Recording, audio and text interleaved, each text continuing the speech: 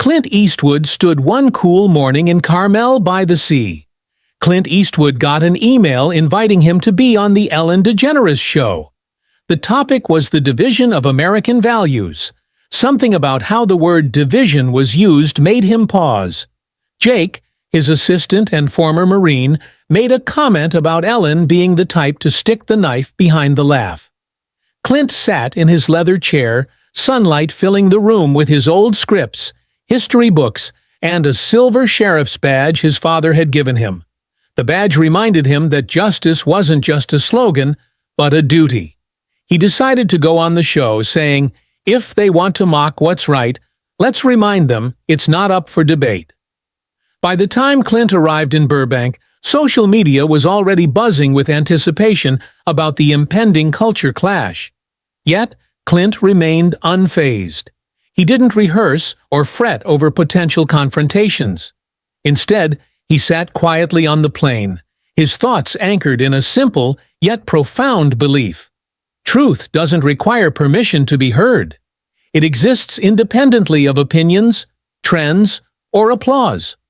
At the studio, a stylist approached Clint with a rack of modern jackets, hoping to update his classic look for the audience.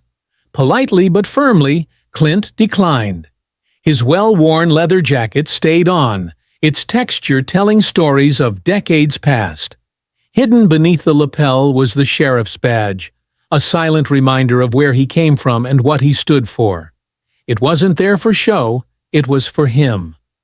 Meanwhile, Ellen prepared her cue cards, instructing her producer to lean into the tension. Ratings were everything, after all. When Clint walked onto the stage, he moved with the same steady, deliberate pace that had defined his iconic roles in Western films. The audience erupted into applause, but Clint noticed something immediately. Ellen's wide smile didn't reach her eyes. They were calculating, sizing him up, as if trying to anticipate his next move. Still, she began with friendly pleasantries, easing into their conversation before cutting straight to the heart of the matter.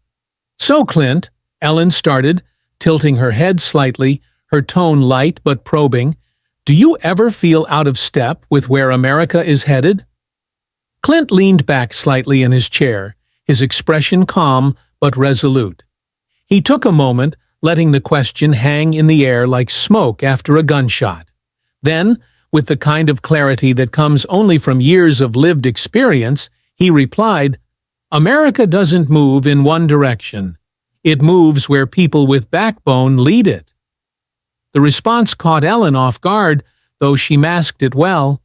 Her lips curved upward into another practiced grin, but there was a flicker of unease behind her eyes. The audience, too, seemed unsure how to react. Some clapped politely, while others exchanged glances, sensing that this wouldn't be the light-hearted banter they'd expected. Ellen pressed on, attempting to steer the conversation toward safer ground. She suggested, almost teasingly, that perhaps Clint was clinging to a version of America that had already been left behind, a relic of a bygone era.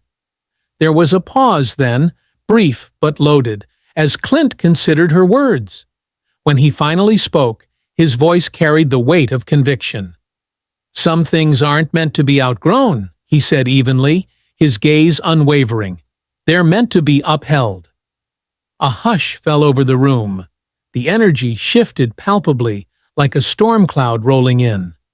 Ellen laughed nervously, trying to diffuse the tension, but the audience remained eerily silent, hanging on every word. In that moment, Clint wasn't just answering a question.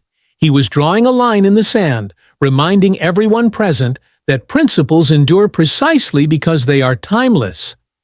Undeterred, Ellen doubled down. She posed another challenge, this time more pointed.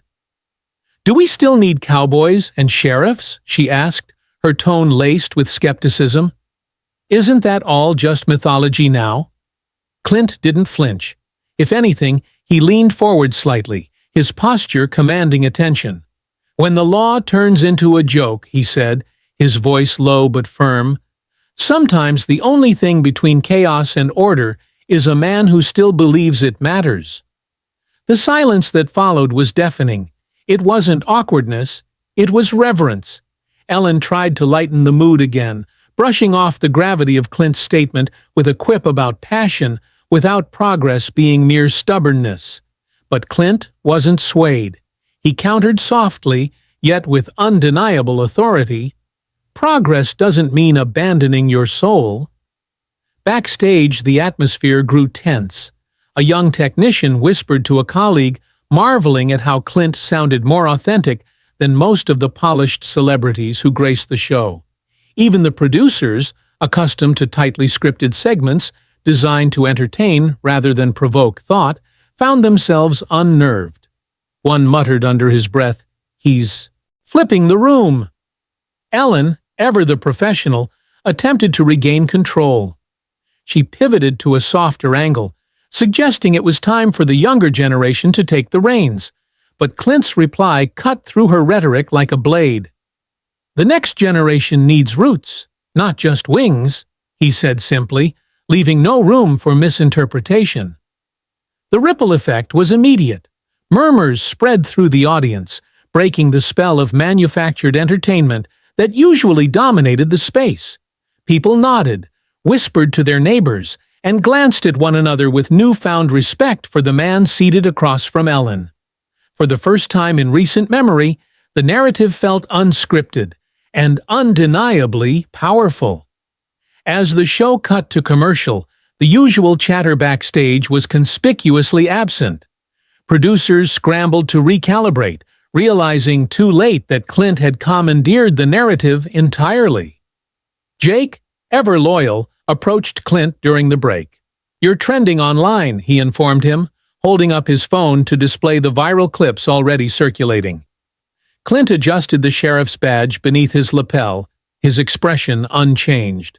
"Not about trending," he said quietly, "about standing." And stand he did.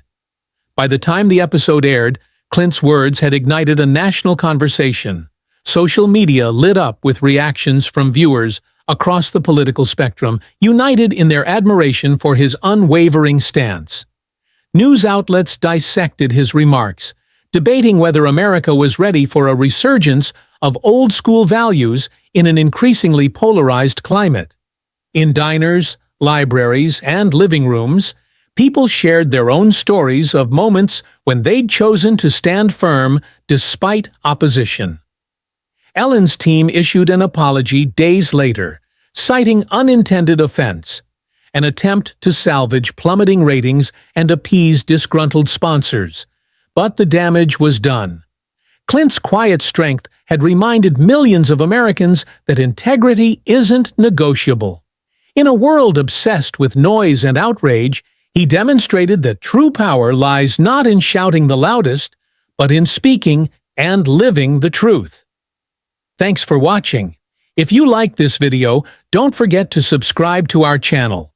Also, let us know in the comments where you're tuning in from.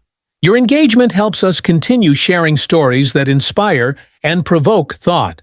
Until next time, remember, standing for what's right never goes out of style.